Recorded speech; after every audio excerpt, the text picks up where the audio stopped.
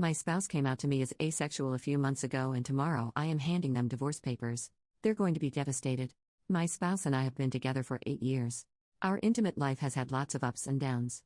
Sometimes it felt like it was fire and was really good, but there were long stretches where I felt like I was starving. While they never denied me when I initiated, lack of initiation on their part has destroyed my self-esteem and has left me so incredibly unfulfilled. I have so missed the feeling of being desired and having my partner seduce me. It was really hard for my spouse to come out. They were so nervous and scared. I hugged them and thanked them for telling me, and I really messed up and told them everything will be all right. But it won't be. I can't go the rest of my life with a partner who isn't intimately attracted to me, so I spoke with a lawyer. I'm so worried about my spouse. They are really dependent on me socially, emotionally, and financially. And I know that they love me. They love me more than anyone ever has in my entire life. I wish love could be enough for me to be happy in a relationship. Tomorrow is really going to suck. Edit to add, just to make things clear. An open relationship is not an option. I am strictly monogamous. I am not the type of person who is capable of having multiple partners. An open relationship isn't going to help me meet my needs that are currently missing in my relationship. What I need is for my spouse to be intimately attracted to me. And for those of you who have assumed the gender of myself and my spouse, the majority of you are wrong. Watch your assumptions.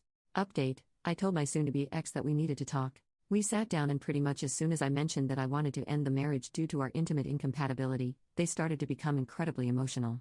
First with crying and begging me to reconsider. Then when I had held fast to my choice, they became very angry with me.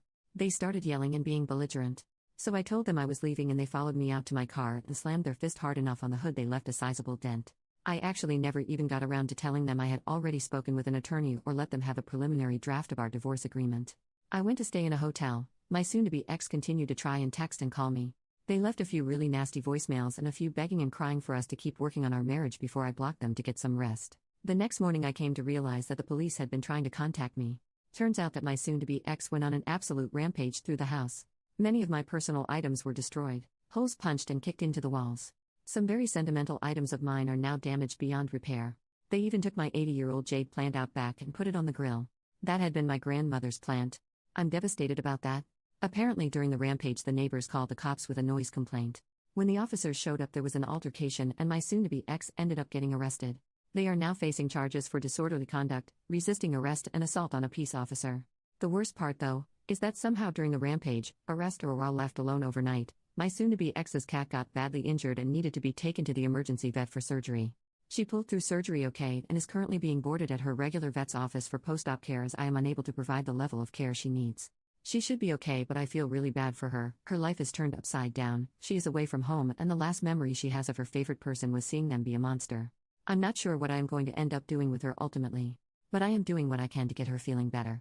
I knew my soon-to-be ex would get emotional and cry and yell. I knew they would be argumentative about it. That was a big reason why I wanted to have all my ducks in a row before speaking with them. I am super thankful to my therapist who helped me role-play the talk. I had already had a packed bag in my car and was able to stay calm and cool-headed enough to leave when I did. My ex still has not posted bail, and I absolutely refuse to do so. They've been calling me from lockup begging me to, but also yelling at me. I have refused to take any of the calls. The preliminary divorce agreement where I was attempting an amicable divorce with decent spousal support for them is out the window now. My attorney is fairly confident that with the damages to the house, the cost of surgery for my soon-to-be ex's cat, my soon-to-be ex's violent and threatening behavior toward me, and our pre-existing prenup, that the divorce will be very favorable to me. Guess my state doesn't suck as hard as I thought. My attorney has advised me to hold off on filing until we know the outcome of my soon-to-be ex's criminal convictions, as that can also impact things. I have a hearing this week for a restraining order against my soon-to-be ex, so if they do somehow miraculously make bail, they at least can't come back here. And on a personal note, and me having to throw this out into the universe and get it off my chest, to the person wearing the Batman shirt in Home Depot last Saturday who chatted up the person wearing the TMNT shirt. Thank you. A very deep, sincere thank you. If you are reading this, I hope you see why I declined to exchange numbers with you. There is a lot of chaos in my life at the moment. But you were a glimmer of hope for me of what my future life could be like.